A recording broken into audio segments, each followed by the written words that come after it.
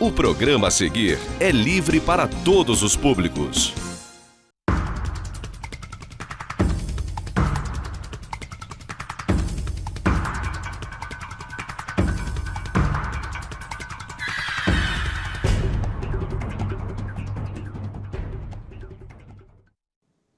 Olá, amigos de casa, estamos começando mais um programa Direto ao Ponto aqui pela TV Zoom, que como todos os outros programas você pode também acompanhar através da nossa página na internet, tvzoom.com.br, através do aplicativo de celular e através da nossa página no YouTube. Hoje, para mim, motivo de alegria muito grande, porque estou recebendo aqui uma professora, né, uma profissão que sempre dá muito prazer de conversar, de entrevistar e que é a quem a gente deve muito, é importante valorizar. E estou tendo a satisfação hoje de receber aqui a professora Mariana Cardoso de Souza, professora de História e escritora, que tem uma produção, apesar de novinha, tem uma produção editorial gigantesca, junto com o marido dela, Rafael Coelho Bastos, que todo mundo aqui em Friburgo conhece como Alemão. E eu agradeço muito, Mariana, por você ter aceitado o nosso convite. Eu sei que, de novo, eu fiz o convite muito em cima da hora, não perco essa mania. Te agradeço muito por ter aceitado, por ter aceitado dividir um pouco dessa sua enorme produção editorial e dessa experiência como professora com a gente. Obrigado. Eu que agradeço. Mariana, conta pra gente um pouquinho como é que começou essa paixão pela história. Você também é filha da Faculdade de Filosofia Santa Doroteia, é? Eu sou cria da Doroteia, sim. Já na escola, né, eu já me encantei por história logo que eu cheguei a Friburgo. Você não é daqui de Friburgo? Não, eu sou paulistana de nascimento. Ah, é de São Paulo? Sou de São Veio Paulo. pra cá com quantos anos? Vim com 14. Ah, já veio Vim... com uma idadezinha. Deve ter sido difícil para você se adaptar um pouquinho, não? Foi difícil, sim. No início foi bem difícil, mas hoje eu amo Friburgo. Me considero friburguense. Acho que sou mais daqui do que de lá, né? Já estou há mais tempo aqui, já estou há 20 anos aqui, né? Uhum. Então, já me considero mais friburguense que paulistana, na verdade. Sim. E aí, quando eu cheguei a Friburgo, que eu fiquei encantada com os professores de história que eu tive no Colégio de Amil Jaik, né? Que foi onde eu estudei.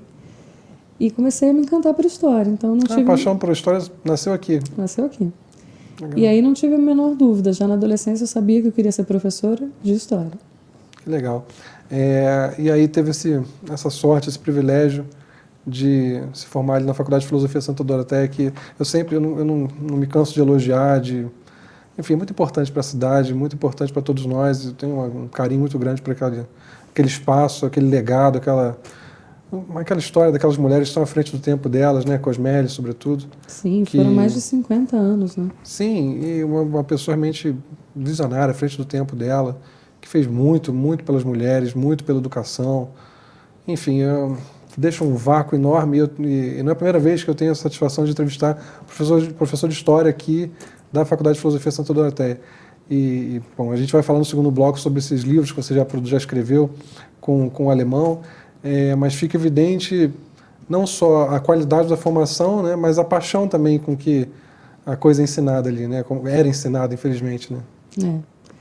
E assim, foram mais de 50 anos da faculdade formando as pessoas, né? E agora deixa a cidade órfã desses profissionais, né? Porque a gente está... A única faculdade agora que tem é do CEDERJ, né? Lá em Cantagalo. Então a gente vai sentir um apagão aí desses profissionais de história na região. Isso é uma questão iminente, né? E não só de história, né? Em várias disciplinas, assim, a Faculdade de Filosofia deixou um vácuo que vai ser muito difícil de preencher. A gente, nesse momento, ainda tem formando jovens, né? Enfim, profissionais recém-formados, não digo, mas formados há pouco tempo, que tem uma carreira ainda pela frente, mas tem muita gente estudando se aposenta, né? E a demanda por profissionais, por professores, cada vez maior. E, infelizmente, a gente pensa, nos jovens hoje em dia, não são muitos que querem ser professores mais. Pois é, foi um dos motivos do fechamento da Doroteia, né? Justamente. Era uma faculdade privada, que já procura pela profissão já não era tão grande, né? Então, acabou que ela não conseguiu se reestruturar. E a gente tem uma particularidade no nosso estado, que vai fazer um apagão de professores, né? Que vai ser a aposentadoria dos profissionais de 40 horas, né? Porque o último concurso foi em 94. E se grande parte desses profissionais for de mulheres, né? Se aposenta com 25 anos, com né? 25 anos. Esse ano. Então elas devem estar aí beirando fazer a idade, né, para aposentar.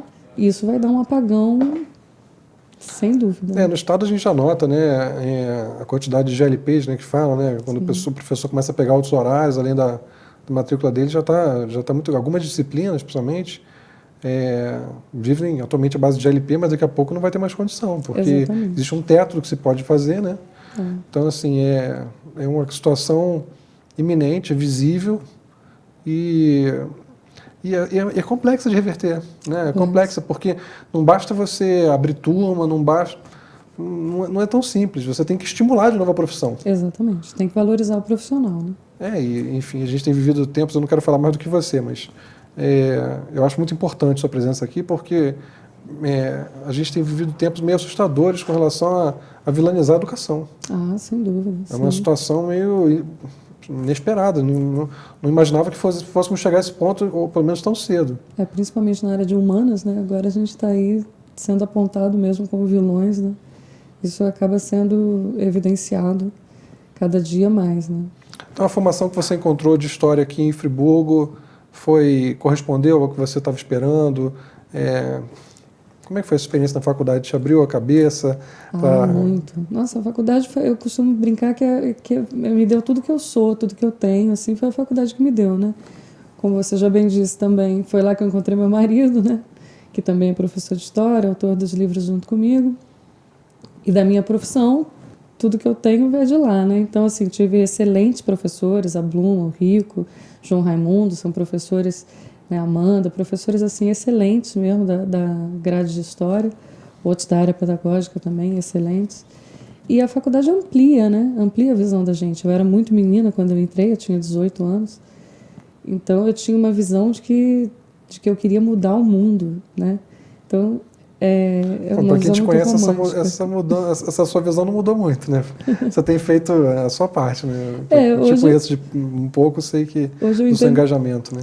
Pois eu entendo que a minha ação é mais limitada, né? Que eu posso mudar alguns mundos de algumas pessoas, mas eu entendo que a minha visão é um pouco mais limitada.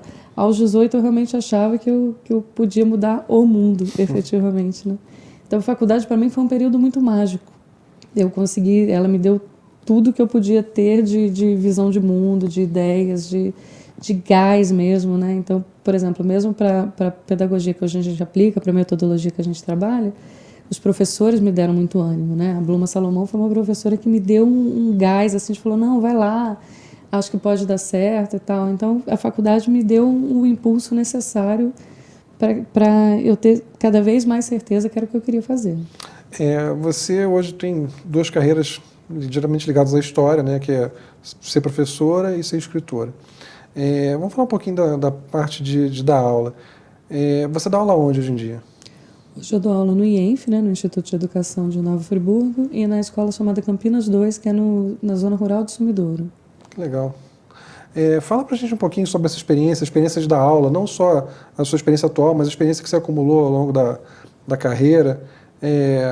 Eu acho que é interessante também falar um pouco disso para quem estiver vendo, até porque o magistério ele é apaixonante, né? Ele não, obviamente não é valorizado como deveria, mas eu tenho certeza que você dorme bem à noite, quer dizer, que você está com a consciência tranquila de estar fazendo a tua parte. Divide um pouquinho da gente essa experiência de dar aula, ainda mais numa zona rural, para você poder levar conhecimento para lá. Está te satisfazendo? Como é que está sendo essa experiência? A gente passou por um período muito difícil a partir de 2015, que foi quando a gente ficou sem receber, o Estado passou por... Eu sou professora exclusiva do Estado, né? Então a gente passou por um período muito difícil que me fez pensar em desistir da profissão. Eu realmente pensei em desistir da profissão. Chegou a atrasar 3, 4 meses o salário, né? 5, chegou a atrasar 5. E aí era assim, a gente recebia, o governo falava, esse fim de semana vocês vão receber R$200, no outro eram R$500, e a gente ficou ali, né, sem saber para onde correr. Então foi a primeira vez que eu pensei em desistir da profissão. Eu tenho 12 anos de profissão, assim, de assumir turma, né, fora estágio e essas coisas todas. E aquilo me deu um parafuso, porque é o que eu gosto de fazer, é o que eu sei fazer e é o que eu gosto de fazer. Então, quando os meus alunos me falam, Mariana, estou pensando em fazer história, eu digo a eles, primeiro, qual a relação que eles têm com o dinheiro, porque a profissão é desvalorizada de fato. Mas eu sempre tento estimular no sentido de que, se eles gostarem do que fazem, né, do que vão fazer, não tem profissão melhor. A relação com o ser humano é uma coisa indescritível. Então, mesmo na zona rural, a relação é é de uma maneira tão pura, tão íntima, é tão especial que eu não sei dizer se eu poderia ter em outra profissão. Talvez um médico, talvez um enfermeiro tenha isso também. Mas poucas profissões eu acho que a gente que tem o privilégio de ter o que o professor tem. Assim. Eu sou apaixonada pelo que eu faço. E todo mundo, acho que todo mundo sabe dizer o nome de 1, ou 2, ou 3, ou 5 professores que tiveram um impacto muito grande e mudaram nossas vidas, né? Eu consigo pensar em vários. Acho que nenhuma profissão contribui tanto para a formação, ou tem tanto essa possibilidade e essa responsabilidade, acho que responsabilidade é a palavra mais certa, de ajudar realmente a mudar vidas, porque você pode fazer isso de uma forma positiva e também pode fazer estragos eventualmente, né? Então é realmente uma profissão maravilhosa e que não é nem de longe valorizada como deveria. O Estado também está há muito tempo sem reajuste, né? sem dar aumento, de fato, né? Tá muito difícil isso já há bastante tempo, né? O último reajuste que nós tivemos foi de 2014 para 2015. Reajuste mesmo, não é nem aumento, né? A gente não tem reajuste. Então, realmente está muito complicado. Então, a gente tem que ir levando, assim, né? Hoje... Acaba anulando o plano de carreira, né? Porque sim, acaba anulando o plano de carreira faz carreira. às vezes do reajuste e você não tem evolução de carreira nenhuma, no final das contas. E aí entra no que você falou das GLPs, né? Que são as horas extras, né? Que a gente acaba fazendo, porque como você está com o salário congelado, você acaba fazendo outras horas extras. E aí muitos colegas de profissão estão extremamente cansados, né? Alguns já mais para o final da carreira, então trabalhando aí em ritmo acelerado para tentar ter algum ganho salarial um pouco maior. Né? E para início de carreira está muito pesado, né? Muito pesado. Muito pesado. Para quem tem concurso de poucas horas, o salário é baixíssimo. É baixíssimo. Isso, para quem mora no interior, ainda é menos pior. Eu imagino para quem mora na capital como é que deve ser. Porque a pessoa nem deve assumir. Porque é igual, né? O salário é igual, o salário é igual. Para o Estado é igual. Né? No Rio de Janeiro, o salário inicial de professor, 16 horas se não me engano, o salário inicial está em torno de 1.100. Acho que não chega a 1.100. Imagina viver assim no Rio de Janeiro. Né? É impossível. Desestimula demais, realmente. Mas eu queria te ouvir sobre a diferença mesmo do tratamento. As crianças têm a mesma chance, você sente que recebem da mesma forma, tanto aqui em Friburgo, no IENF, na zona rural. Tem diferença? Você muda alguma coisa no seu trabalho? Eles respondem de forma diferente? Como é que é isso? Na zona rural, a gente tem uma meta um pouco diferente, né? É uma série só que você dá aula ao mesmo tempo ou são várias na mesma sala? Como é que é? Não, eu trabalho só com ensino médio e a gente não tem mais a multisseriada, que antigamente era mais comum na zona rural, né? Minha mãe deu aula em Sumidouro justamente multisseriada. Hoje em dia é mais incomum. Não sei se não existe mais, não posso dizer que não exista, mas eu acho que, suponho que não existe, espero acreditar. Você dá aula para o ensino médio? Só para o ensino médio. E... o conteúdo é o mesmo, não trabalhado da mesma maneira, mas o conteúdo é o mesmo. Só que a linguagem é diferente, né? Até porque na zona rural eu trabalho com alunos que já são trabalhadores, né? Então ali é uma linguagem de uma maneira, voltada para um tipo de público. No IENF a gente está trabalhando ali preparatório para que eles sejam professores de ensino fundamental de nível 1, né? Educação infantil e fundamental de nível 1.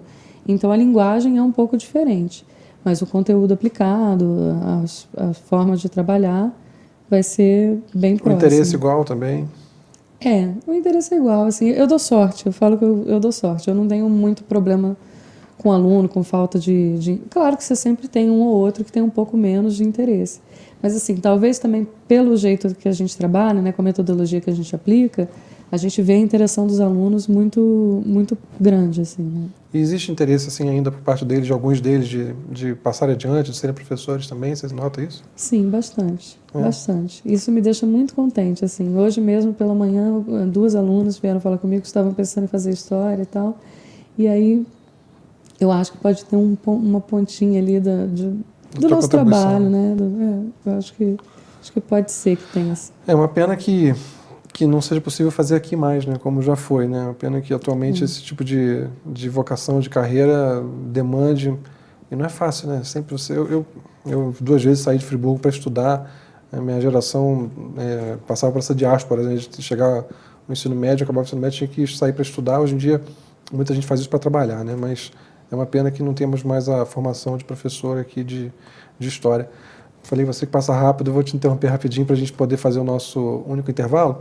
E no segundo bloco a gente vai mostrar um pouco desses livros que a Mariana e o Rafael têm feito. Tem produzido uma carreira muito rica em produção editorial. A gente vai falar um pouquinho sobre esses livros no segundo bloco. Até lá.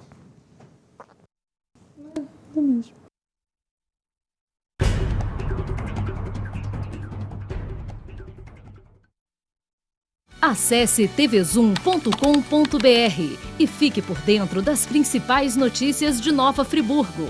É o jornalismo de 19 anos com a marca TV Zoom, agora também em um portal de notícias. tvzoom.com.br, a sua notícia na internet.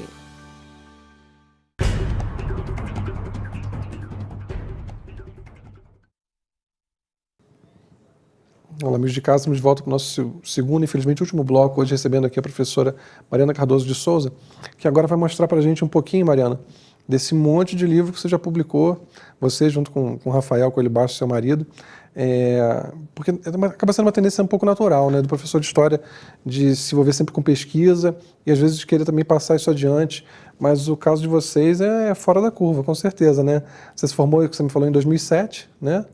Quer dizer, 12 anos de formada e quantos livros publicados já? Agora são 14 no total, né? Mais de um livro por ano, né? Então, vamos falar um pouquinho, qual foi o primeiro que você publicou? O primeiro foi essa coleção. Mostra pra gente. Uhum. Foi essa coleção dos jogos de história. Mostra para ajustar aqui. São 3 livros? São 3 livros, né? Um que vai falar da história medieval, antiga e medieval, história moderna e história contemporânea. Essa foi a primeira coleção que a gente publicou.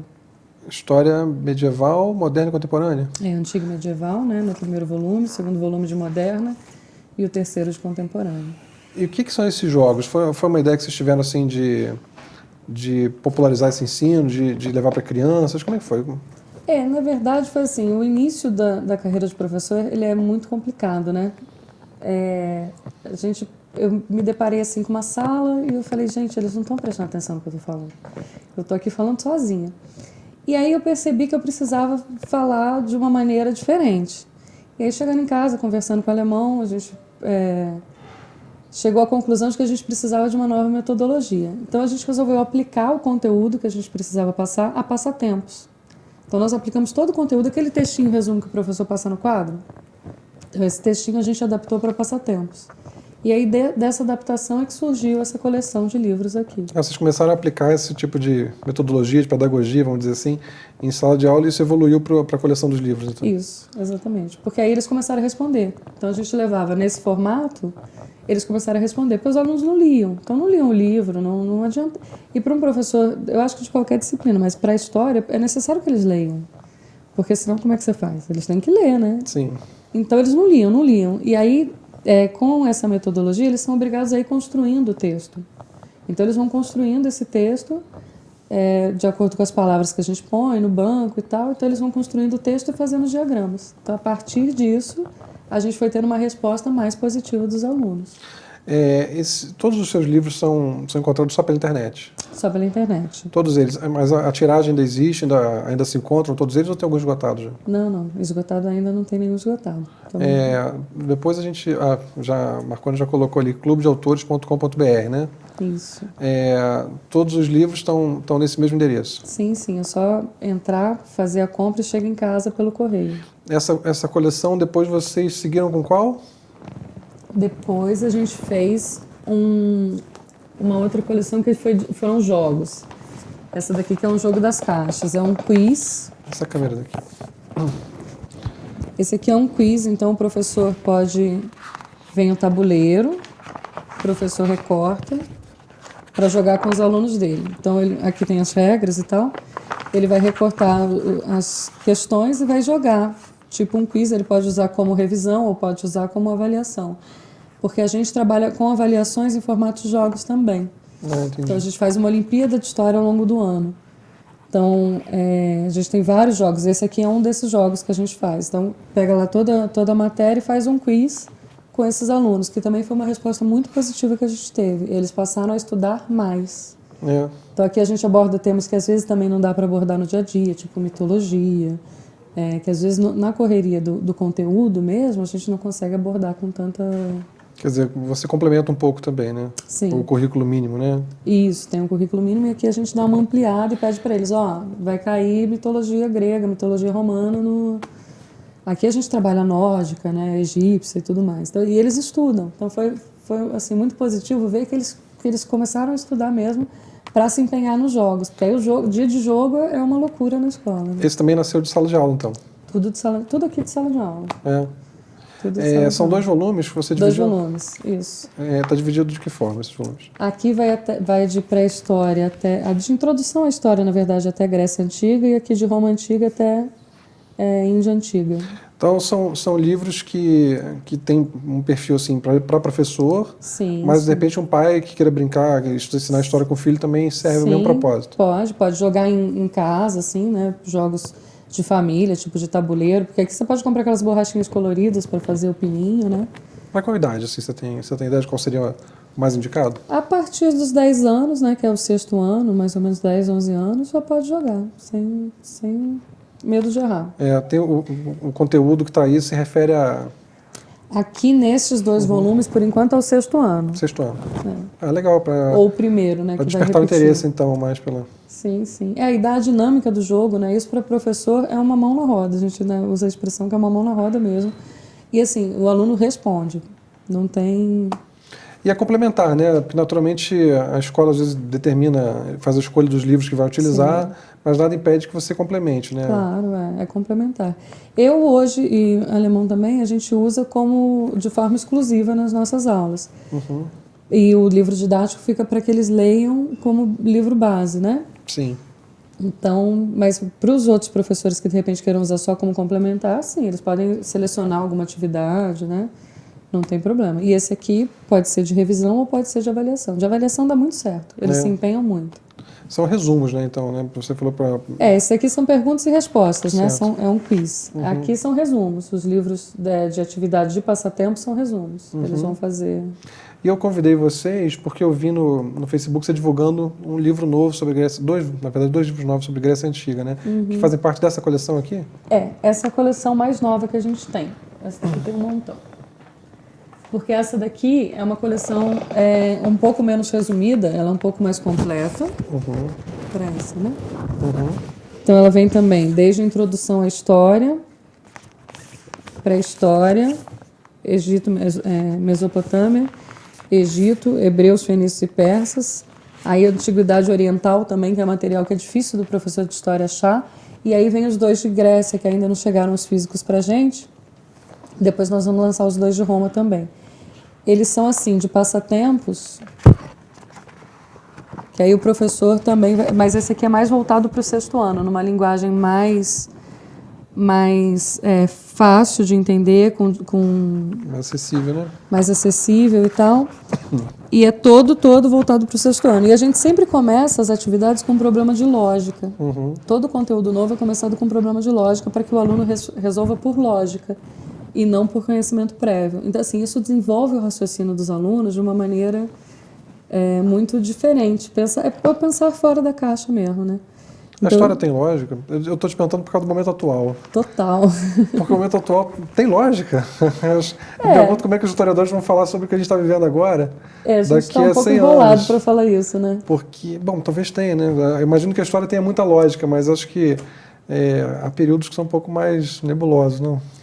Sim, há períodos que são mais nebulosos. Mas eu costumo dizer para os meus alunos que a gente já passou por períodos piores, eu acho. Sim. Porque se a gente também não se agarrar a isso, né, a gente vai ficar muito, muito chateado, né? E é importantíssimo lembrar dessas situações para não repetir também. Claro. Né? Porque a gente vê uma geração mais nova que não sabe o que é uma guerra, por exemplo, mundial, menosprezar esse tipo de situação e não levar devidamente a sério.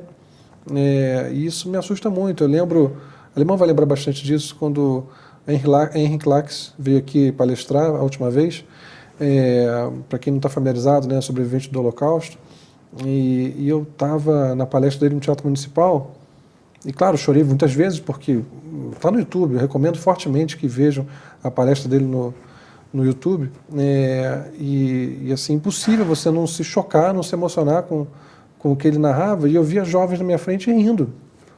Rindo não do que ele estava dizendo, rindo alheios ao que ele estava dizendo. Não se davam conta da importância de você ter ali um sobrevivente de Auschwitz, no mesmo ambiente que a gente, narrando tudo que ele viveu, e as crianças brincando, assim, na minha frente, não estavam, sabe, não tinham noção da importância, porque é a última geração que está tendo contato com essas pessoas. Né? Meu filho já não vai ter mais. Então, o privilégio tão grande de você ouvir de uma fonte primária aquele tipo de narrativa, e os jovens não estavam dando não tinham a menor noção da importância daquele momento. Não todos, não estou generalizando, mas de qualquer maneira me assustou, me espantou muito. Até fiz a matéria para o Jornal Voz da Serra, destacando isso, da importância de preservar esse tipo de conhecimento e de lembrar, de dividir com os jovens a experiência de como as coisas podem piorar e como podem evoluir se a gente não aprender com o passado. Eu estou falando mais do que você, mas o que você disse me lembrou muito essa experiência que eu passei, né? A nossa ideia também de trabalhar de forma diferente é exatamente de encantar os alunos para o aprender, né? Porque assim, a gente acredita, a gente conversa muito sobre isso, que o conhecimento não dá para ser imposto. Eu não consigo impor conhecimento a alguém. Se a pessoa não estiver disposta a aprender, é impossível. Então a ideia é fazer com que eles se apaixonem pelo aprender, né? Porque aí eles buscam, e a juventude hoje busca tudo que eles querem, eles buscam ali, né? Estão sempre mais antenados que a gente até.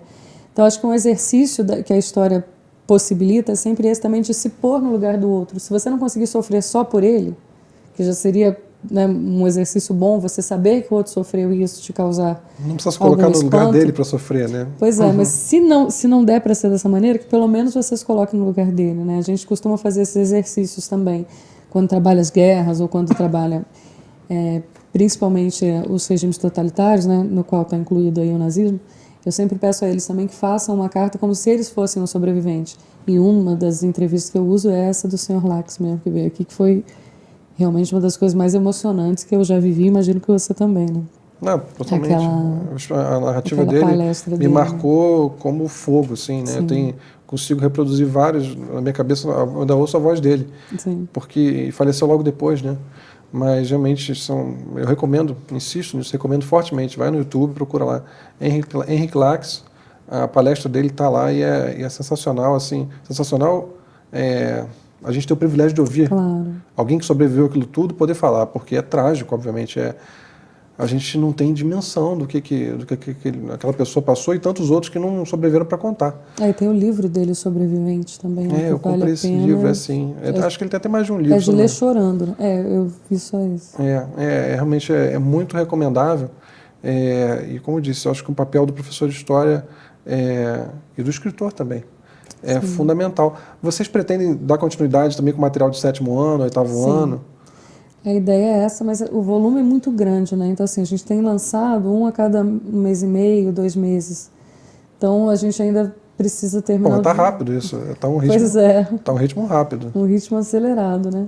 A gente pretende dar continuidade, sim, vai ficar uma coisa bastante extensa. A gente não sabe em quanto tempo ainda a gente consegue terminar, né? Porque ainda vai um tempinho aí. História do Brasil também, vocês pretendem fazer? A História do Brasil ela vai começar aí lá pelo 8º ano, né? Onde, se não me engano, faz tempo que eu não dou aula para o ensino fundamental, mas se não me engano é no 8º ano que ela entra. E você nessa tua vida em Friburgo, também se interessou pela história friburguense? Pensa em, de repente, trabalhar alguma coisa dela no futuro? Tem muitos autores, mas é uma história bastante rica também. Sim, te interessou, também te causou esse interesse, não? Sim, eu adoro Friburgo, né? Como eu disse, acho que é uma cidade que eu gosto muito. Pode ser que seja um projeto futuro, sim. Tem bastante coisa, né? Tem bastante coisa, bastante coisa. Mariana, em meio a tudo isso, você ainda conseguiu escrever um romance também. Me aventurei. Mostra pra gente. Também está no mesmo lugar na internet também? Mesmo lugar. Clube de Autores. O título me fisgou completamente. Continuar é preciso quando a morte nos revela a vida. É uma árvore assim, achei... É a árvore da vida, né? Achei muito, muito bonito. E o título me fisgou. Não li, obviamente, mas me fisgou mesmo, me despertou interesse. Fala um pouquinho sobre ele. Esse daqui é um romance de uma mulher de meia idade que perde o marido num acidente de automóvel. E aí ela fica completamente com a vida do avesso, né? Sem saber o que fazer, como recomeçar. E aí ela entra num processo de depressão e tem dificuldade de fazer pequenas coisas do dia a dia, né? E aí o título vai falar sobre isso, sobre morte, sobre vida, vai fazer reflexões sobre amizade, sobre amor. E a história vai se desenrolar por aí, nesse ramo. Você escreveu esse livro com qual idade você tinha? Olha, eu devia ter uns 25 e eu terminei por agora, assim, eu terminei perto dos 30 e pouco. Ele ficou um tempo na gaveta, né? Comecei, ficou um tempo na gaveta e depois eu concluí. Não, os livros eles precisam desse tempo, né? Eu estou escrevendo há vários anos também uma biografia de um piloto e tem momentos que ele precisa ir para o forno um pouquinho, né? A gente precisa mudar um pouquinho, mas me interessei muito pelo título, pela premissa e fico assim surpreso de uma menina tão jovem escrever, se colocar no papel de uma mulher de meia idade que perde o marido, né? É muito interessante a produção literária, assim. Vem mais romance por aí, não? Vem, você sabe que vem. Eu agora estou escrevendo um que vai se passar na Primeira Guerra Mundial. Que é um período que me interessa demais, né? Pois é. De história, assim, me interessa muito, mais do que a segunda. Tenho realmente lido muito sobre a primeira, é um período que eu acho tão fantástico, assim. Me explica um pouquinho desse livro para a gente poder encerrar. Esse vai se passar na Primeira Guerra Mundial, né? Porque a gente tem muita literatura sobre a Segunda, é mais comum, né? Então esse da primeira vai ser, a ideia ainda, só um esboço, né? Vai ser uma família que vai fugir da guerra para cá e aí ela vai se desenrolar, ainda vão ter algumas tramas ali no meio dessa vinda. Eu ainda não sei direito como que vai se desenrolar. Quando estiver prontinho, a gente divulga. Tá certo. Mariana, obrigado por ter aceitado o nosso convite. Eu obrigado por ter dividido um pouquinho com a gente desse trabalho, dessa paixão, dessa vocação de ser professora, né, desse trabalho bonito que vocês vêm fazendo com os livros. Espero que o pessoal de casa tenha acesso a esse material, ajude a divulgar. Enfim, um trabalho como esse tem que correr o Brasil aí, tem que ajudar essas crianças a conhecerem a história, dar aos jovens a oportunidade de verem se gostam ou se não gostam, mas a pessoa tem que ter a oportunidade de escolher, de ser confrontada com aquilo e de poder experimentar, né? Então, torço para que o trabalho de vocês frutifique e realmente atinja o máximo possível de pessoas. Espero estar dando uma pequena contribuição para isso. Eu agradeço também. E agradeço de verdade por você ter vindo aqui. Espero que tenham gostado tanto quanto eu. A gente volta na semana que vem com mais um programa Direto ao Ponto. Até lá.